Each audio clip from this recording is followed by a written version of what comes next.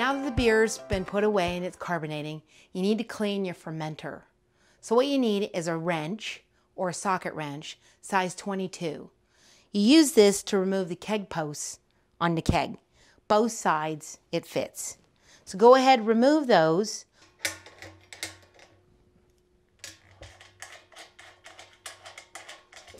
Pull out all the pieces parts. If you put them in your sink, be careful to use a sink trap because you don't want to lose them down. You can replace them, but it's better not to lose them the first time around. Now that you have the keg posts out, you can see the dip tube, and it's caked in what's called krausen. This is just naturally occurring, happening during fermentation. It's just yeast, and it's created a krausen, a foam, and it just clings to the dip tube. But you need to take that off before you brew your next batch of beer because you don't want to contaminate it. Then these are the keg posts. You can see the gas in has a very short tube because the gas CO2 just comes in and drops down and hits your beer and it carbonates it. That's what we just did. And these are called little spring poppets, and they go inside each one of the keg posts. You can see when it's depressed down with your ball lock adapter, that's how your liquid comes out and that's how your gas goes in. The best thing to do is once you remove these is just put them in a cup of hot water. You don't lose them, and then they can start to soak and you can get all that krausen off. Take your dip tube, place it in the sink, and that's when you're going to use the long bottle brush that came with it. It's flexible enough that it fits through the dip tube and cleans out the interior because the krausen is also on the inside as well as the outside, so you have to give it a really good cleaning. So you've taken it apart. You have your keg posts in some hot water. What you want to do is rinse out your keg really well.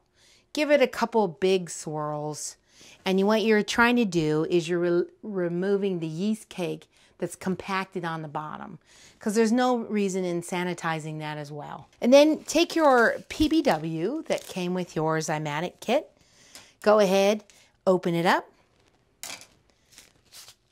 Put the entire contents into your rinse keg. Take your keg, place it in your sink, and fill it with hot water to the top. When it's full, drop in the dip tube so it can soak too.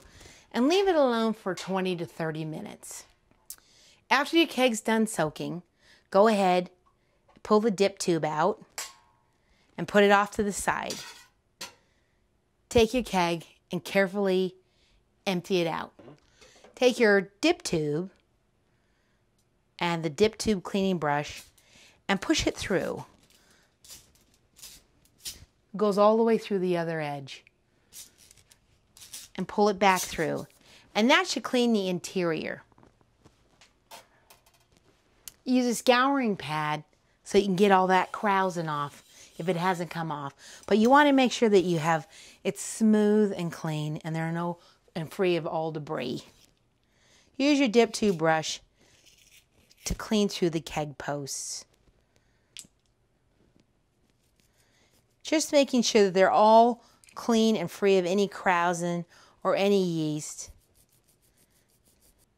Use a scouring pad to clean inside underneath the keg opening. And then use your hand to feel for any built-up crud if it's still there.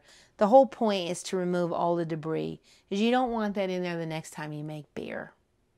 And then rinse your keg out thoroughly. And then we reassemble it, and then we'll sanitize it. You should have these spring poppets that go inside the keg posts. It doesn't matter if they've both come out. They're universal fit. So go ahead and put them back in. Set them upside down, and you'll use them in a minute.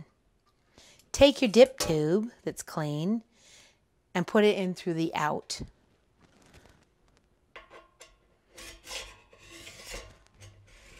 There's a notch on either side of the dip tube so it locks in place. Make sure that the curvature points to the center of the bottom of the keg. Take the other post, which is the short one for the gas, and place that over the end. And you can go ahead and tighten this so it's finger tightened. Take the other poppet, keg post, then use your size 22 wrench to tighten them securely.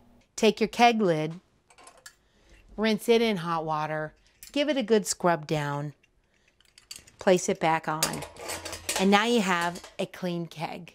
You'll want to clean your transfer tubing before you put it away. Use your keg cleaning wands and attach them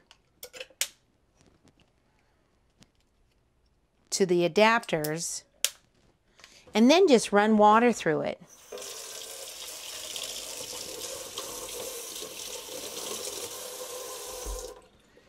Let it dry out, and you're good to go for the next time you transfer beer. I'm Annie Johnson. Thanks for watching.